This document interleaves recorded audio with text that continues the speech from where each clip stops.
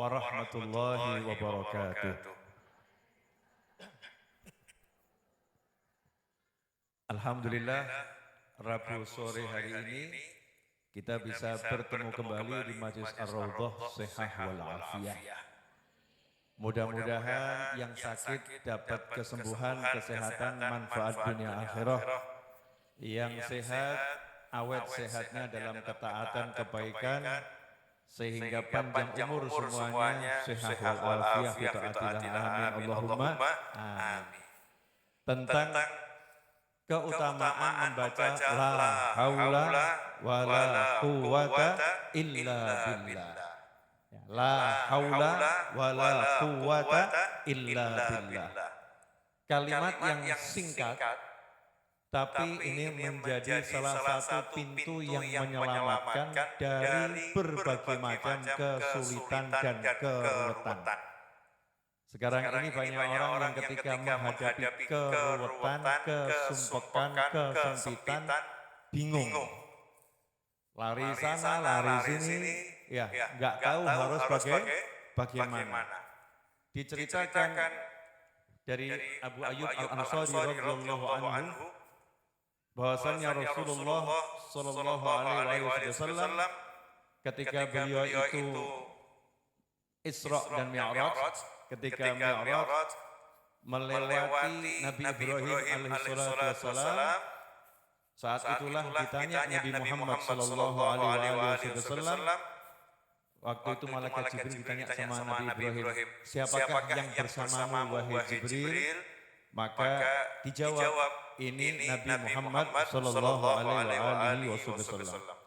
Faqala lahu Ibrahim alaihissalam, maka malaikat Jibril yang saat itu bersama Nabi Muhammad SAW mendengar dengan jelas pesannya Nabi Ibrahim alaihissalam kepada Nabi Muhammad sallallahu alaihi wasallam. Berkata Nabi Ibrahim kepada Nabi Muhammad SAW, ya Muhammad, mur ummatak falyukthiru min rirasil jannah. Wahai Nabi Muhammad SAW, perintahkan umatmu untuk banyak-banyak membaca kalimat yang menjadi tanamannya surga. Ya, tanduranipun surga, ya, tanamannya surga. Saat itulah bertanya Nabi kita Muhammad sallallahu alaihi wasallam, apa itu tanaman yang ditanam di surga itu? Apa itu tanamannya? Nabi Ibrahim mengatakan, sesungguhnya surga itu tanahnya bagus, subur, dan luas. Jadi kalau mau nandur ya sekarang, waktu ada di dunia. Kalau tandurannya di surga, tanamannya di surga adalah kalimat la haula wala quwata illa billah. Nah ini diajarkan langsung oleh Nabi Ibrahim alaihissalam. Nabi Ibrahim itu kakeknya Nabi Muhammad sallallahu alaihi wasallam waktu Isra dan Mi'raj. Agar kita umatnya Rasulullah SAW untuk banyak-banyak membaca kalimat la haula wala quwata illa billah. Satu kalimat jadi satu tanaman, satu pohon di surga. Nah kalau hidup kita ini 70 tahun, kemudian kita rajin baca la haula wala quwata illa billah, berarti kita punya banyak tanaman di surga, berarti perkebunan kita di surga luas. Nah insya Allah kalau udah punya kebun di surga, ya akan masuk. Ya akan tinggal di sana. Ini salah satu manfaat membaca la haula wala quwata illa billah. Kemudian juga disebutkan bahwasanya kalimat la haula wala quwata illa billah adalah salah satu kunzun min kunuzil jannah. Ya kan kunzun min kunuzil jannah. Perbendaharaannya surga. Surga itu ada gudang-gudangnya. Salah satu gudangnya surga yang besar adalah kalimat la haula wala quwata illa billah. Juga disebutkan bahwasannya siapa yang membaca la haula wala quwata illa billah sebanyak 100 kali setiap hari, lam yusibhu faqrun abadan, maka dia tidak akan terkena kefakiran selama-lamanya. Nah, ini saya jelaskan. Bib, saya udah baca kok tetap fakir gitu. Nah, nanti saya jelaskan maksudnya apa. Siapa yang tiap hari baca la haula wala quwata illa billah 100 kali, maka dia tidak akan terkena kefakiran selama-lamanya. Kemudian juga disebutkan barang siapa yang membaca la haula wala quwata illa billah, maka Allah menyingkapkan dari dirinya sab'ina baban minadz-dzur. 70 keburukan akan dijauhkan darinya, dan yang paling ringan keburukan yang dijauhkan darinya adalah kefakiran. Ini adalah kefakiran. Ini begitu nyebut fakir ini kok kelihatannya banyak yang perhatian. Fa'an Muhammad bin Ishaq radhiyallahu anhu qala jaa Malikun al-Asja'i ila Nabi sallallahu alaihi wasallam faqala usira ibni Auf faqala arsil ilaihi anna Rasulullah sallallahu alaihi wasallam ya'muruka an tukthir min qawli la haula wala quwata illa billah. Ini banyak sekali kisahnya tentang yang satu ini dari tafsir dari Asbabun Nuzul. Itu ada seorang sahabatnya Nabi Muhammad sallallahu alaihi wasallam, anaknya ditawan oleh musuh. Anaknya ditawan oleh musuh. Maka istri dari sahabat tersebut gelisah tentang nasib anaknya. Minta tolong sama suaminya, tolong kamu datang soal Kanjeng Nabi Muhammad SAW, minta petunjuk. Ya minta petunjuk. Berangkatlah suami menemui Nabi Muhammad SAW. Itu waktu Isya. Ya, waktu Isya. Oleh Rasulullah SAW kemudian diperintahkan, hendaknya kalian berdua suami istri baca la haula wala quwata illa billah. Suruh baca la haula wala quwata illa billah. Suaminya pulang laporan sama istrinya.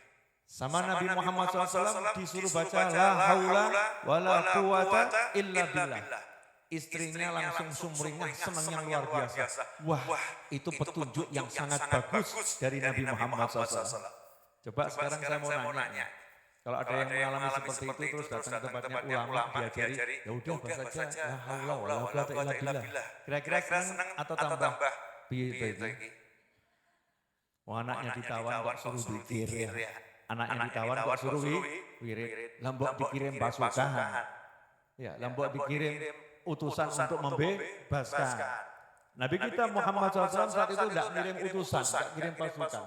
Karena akan membahayakan orang lain yang banyak jumlahnya. Maka dicarikan cara yang lebih mudah.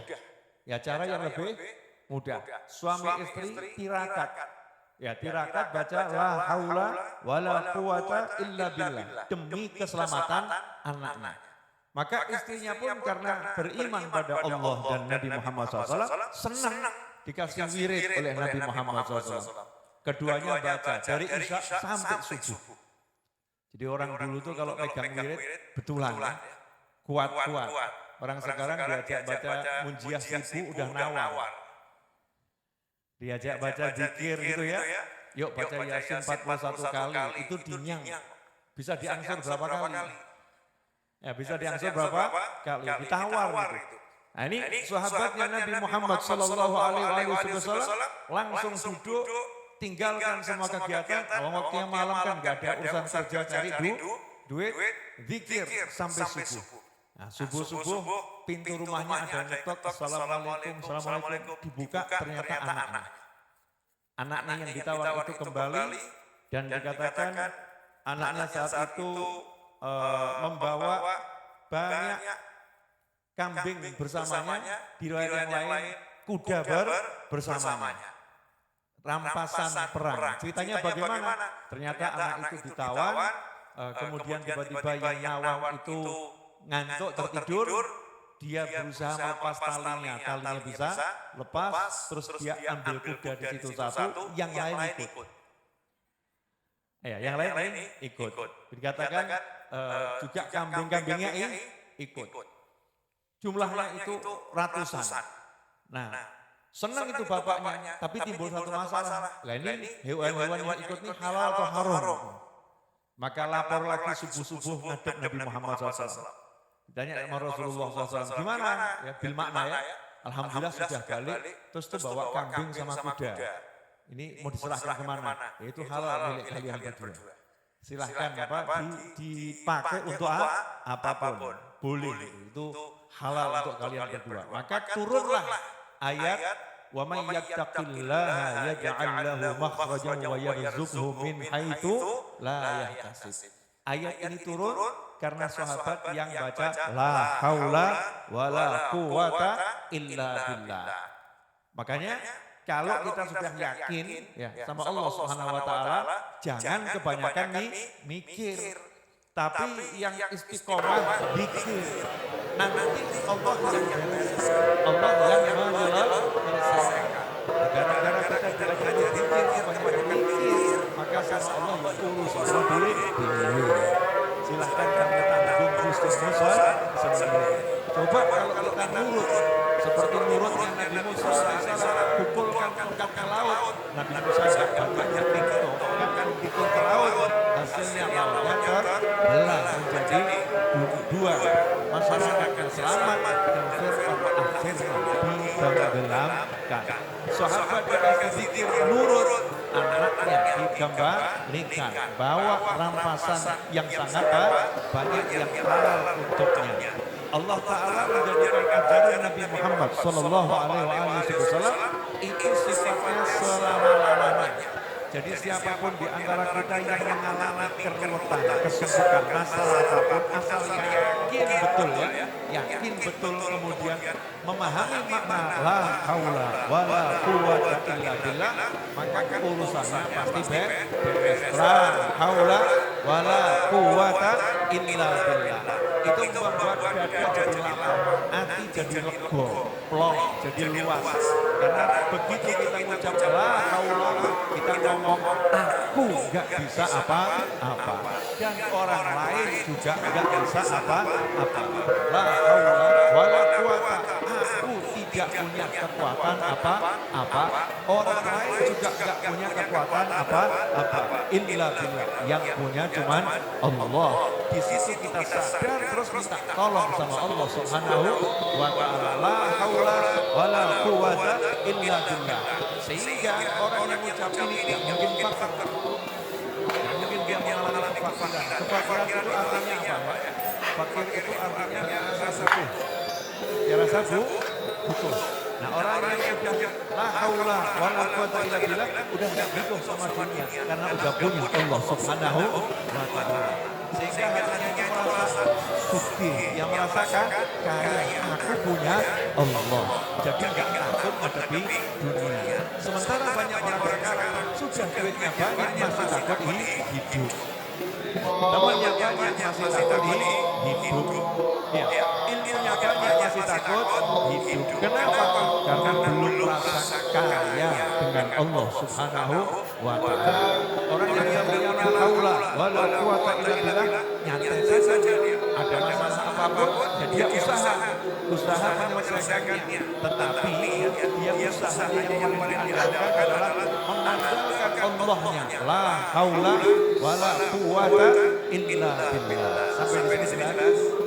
Alhamdulillah. Masih ada 5. Ya, masih ada 5 menit. Memang konsepnya revolusi itu pikir sama ilmu. Pikirnya Yasin,